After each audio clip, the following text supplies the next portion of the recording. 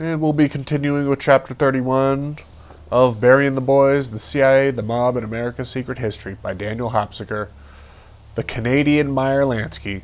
Barry Seal's business dealings weren't with only one Meyer Lansky heir. Barry had dealings with two. The Quaaludes he was convicted of conspiracy to distribute came from a man who the Miami Herald called the Meyer Lansky of Canadian organized crime, William Obi Aubrant.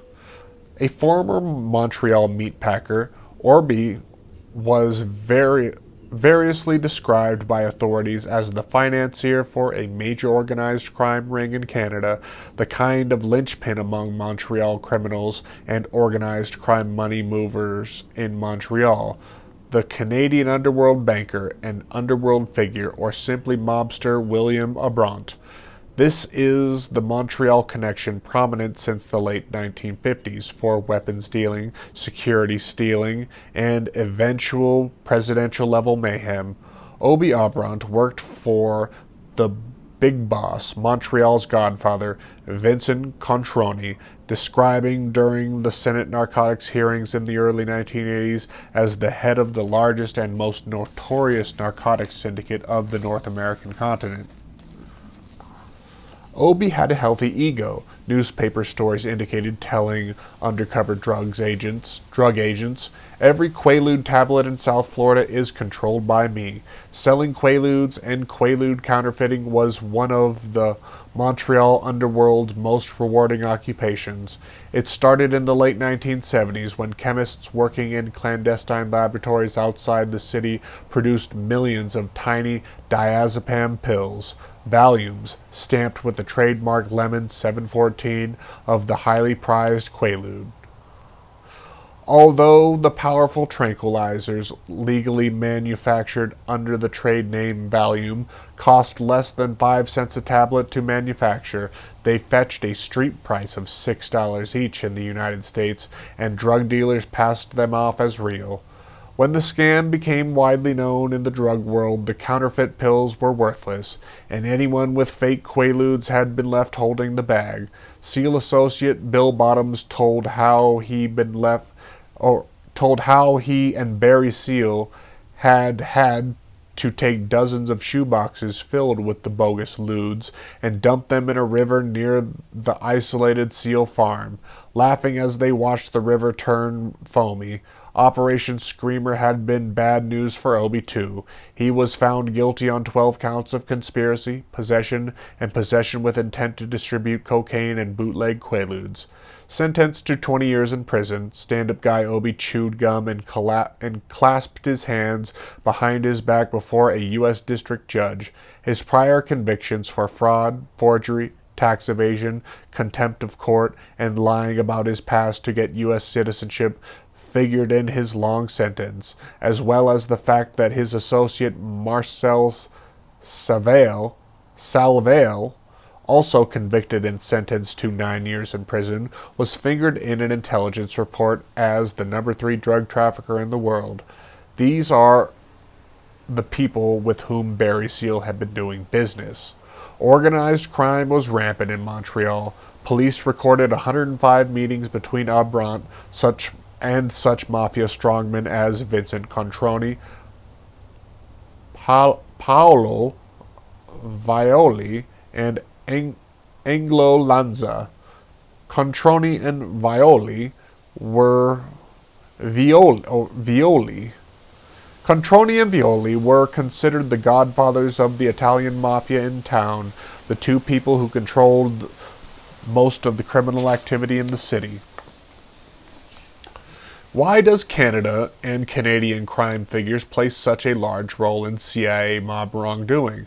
Probably because the CIA has repeatedly used Canadian firms as cutouts in everything from ownership of Seal's fleet of smuggling aircraft to money laundering from the late 50s with the Brockville bank heist and its role in anti-Castro activities to Clay Shaw and Permindex, and right up through the cocaine-fueled 80s. Montreal was a safe place, Gary Hemming explained, while somebody said, "Hey, let's sit down, talk business. It's Montreal," where they didn't. It's all part of the game. When, for example, in a deal they send the guys to Montreal, it's because that's where the money is, he continues. That's where the guys wheel and deal and can freely exhibit the money. Then they go down south and do the thing. What had been going on in Operation Screamer, we asked him. Was it really, as we'd heard, just a ploy to provide a labor pool for CIA Director Bill Casey's operation out of Mina? Ask yourself this, he replied. Ask yourself this, replied Hemming cagily. Who was so powerful that they can fuck Norman Rothman?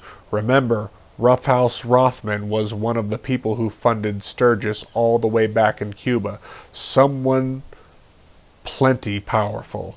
No doubt Barry Seal's feelings of immunity stemmed from being in business with such powerful people. There's nothing like walking out of the bank with the bank president's arm around your shoulder to build up your confidence.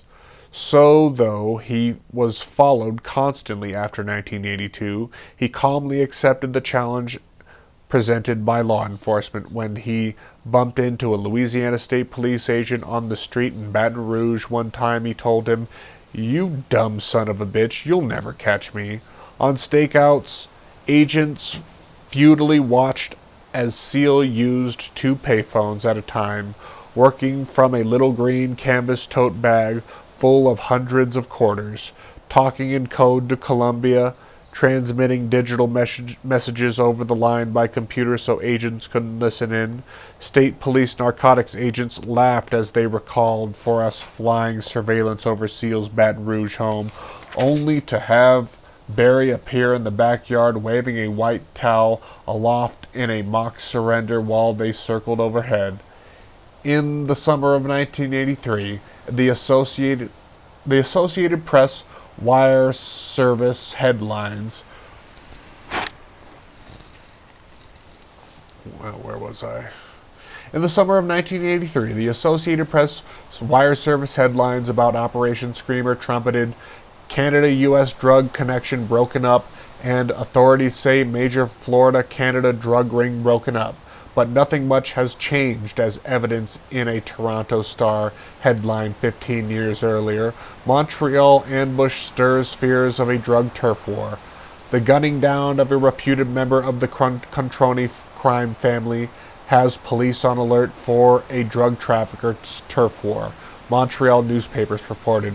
Paul Controni, 42, was shot 3 times Sunday night as he got out of his Corvette in front of his large suburban home in